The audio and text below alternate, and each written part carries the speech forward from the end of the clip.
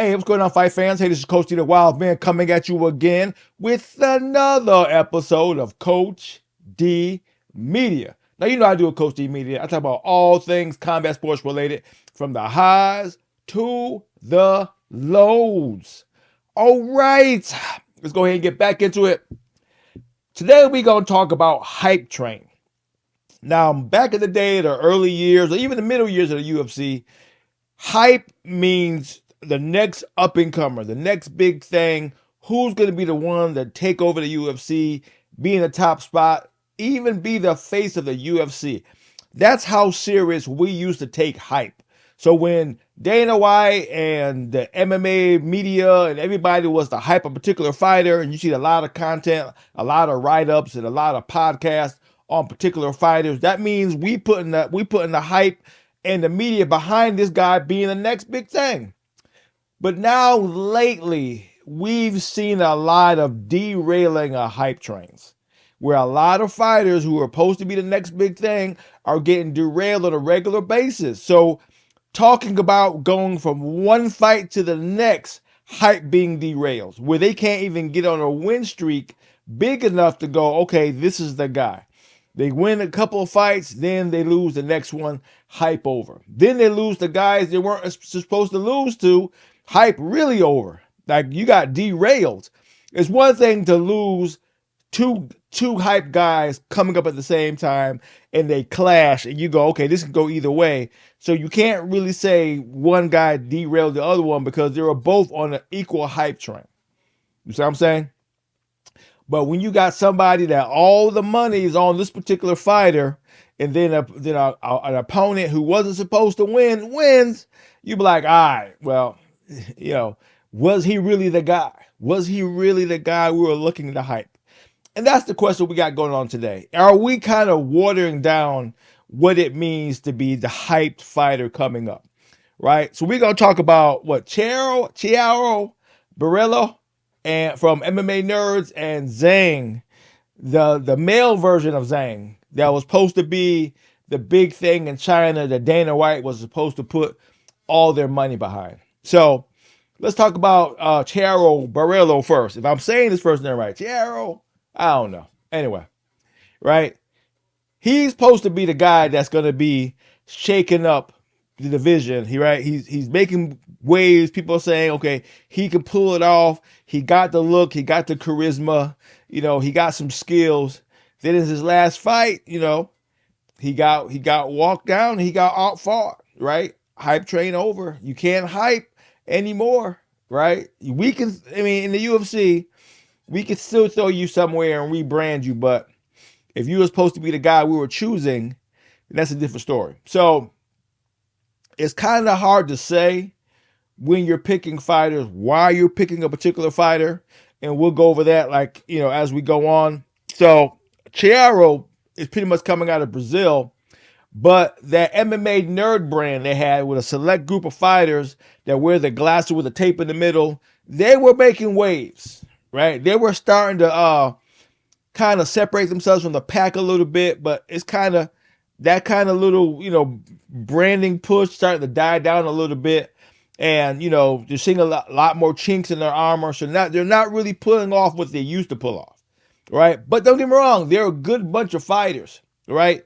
But when you start putting Dana White behind them and the media and the UFC behind them, right, saying they're going to be the guy to watch, you know, we tend to buy into it. And then, you know, we maybe start buying tickets or buy pay-per-view. We're just changing now to kind of see what these guys can do, because, you know, Dana White said he's the guy. Or we'll see Luke Thomas, or we'll see, you know, Aaron Hawani or somebody. You know, even Chael say these are the guys you should watch. Pretty sure they're getting paid a little bit to do it, depending on the situation, right? But now they're getting derailed by fighters that we weren't expecting them to lose to. So we can't really say that as much. Now with Zhang, I can't say his last name, Ming Yang from China. He was supposed to head into the UFC with thunder behind him, because that was a new market that Dana White wanted to take. He's been trying to get a good toehold in China for a while. Don't get me wrong, he has fighters from China on the UFC, but that's not a market that he's fully in like he's in everywhere else, like Brazil, other spots. You know what I'm saying? So he really wanted to break in that market, and he wanted a male belt holder. To my knowledge, I think Zhang, female Zhang, the only Zhang we got that has a belt. So we wanted to get a guy. So he was the guy that was supposed to, hey, razzle dazzle, right? Johnny Walker upsetted him, right? Which is not supposed to happen. Johnny Walker's good, but he ain't a world beater, and his chin could be suspect depending on the day, right? But Johnny Walker had actually a game plan to chop Zhang down and get him up out of there with calf kicks. Who saw that coming? And even in the corner, he said, I got it. He said, I got it. Johnny Walker says, I got it, right? Stuck to his game plan and got him up out of there with a stoppage. So what does that say when you're picking guys to be the next big thing? It's one thing for the fans to say, right? When their fans are behind you and they're the one boosting your name, they're buying the tickets because of you. Is nothing the UFC says, right? It's nothing the bought media around the UFC says, right? It's all fans. When fans say it, the fans are going to rock with you, win or lose, because we pick you, right? But when the UFC picks you, a la Sean O'Malley, a la Michael Chandler, when the UFC picks you to be the next big thing, right? Then you don't deliver, then what, right? Sean O'Malley was supposed to be the guy that's supposed to take the UFC a la Conor McGregor style, right? And he was doing pretty good. A lot of hand-picked fights there, but he was still doing okay to be a good fighter. Great fighter? No. Good fighter? Yeah. Right? But they had him on the hype train serious. Right? Nope. When he got a hold of a monster beats him twice, submits him the second time. So Michael Chandler paid big bucks for Michael Chandler to come up to the UFC. Right. He was pretty much walked into the top 10. Right? Coming out of Bellator? Yeah, Bellator. Right? He was walking to the top 10. Right? He was paid big bucks from day one. He was supposed to shake up the world, fight all the top guys, right? And he did. And the top guys beat him. Right? He still hasn't won. He's won one of his last 5 or one of his last 6 right now. Right? But he was a guy that was hyped up to be the next big thing. Right? Fight the right guys. Is he entertaining? Yes. Do people like to see him fight? Yes. But like I said, the hype was behind him. The media was behind him. The UFC was behind him. And like I said, the guys weren't pulling it off. So we are hyping guys too soon or just for ulterior motives. We know why Zhang was being hyped, because they went in China, right? Charo, if I'm saying his name right, he was fitting a mold that people can get behind, right?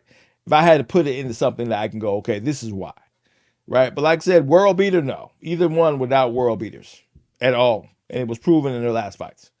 So we're letting the hype mislead us, and then we're disappointed when these fighters don't deliver based off what the hype was telling. Because everybody aren't students of the game when it comes to MMA and combat sports as a whole. Some guys really know their fighters, right? You have a conversation with them, they can say rank, last fight, when they fought, when they got injured, the whole nine, because they're students of the game. So if they buy into you, it's because they did enough research to go, this is why I'm buying into the guy.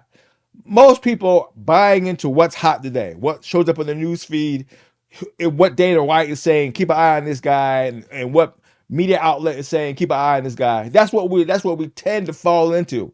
And then we fall into that a little bit of a misconception. Like we say, hey, this gonna be it, and then it ain't.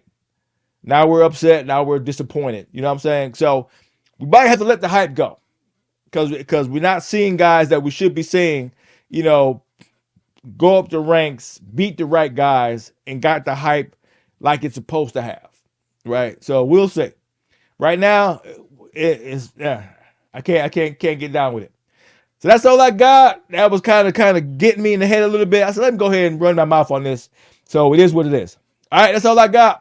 This is Coach D, doing what I'm doing, calling it like I see it, talking my share of shit, to hear from me again. Peace out.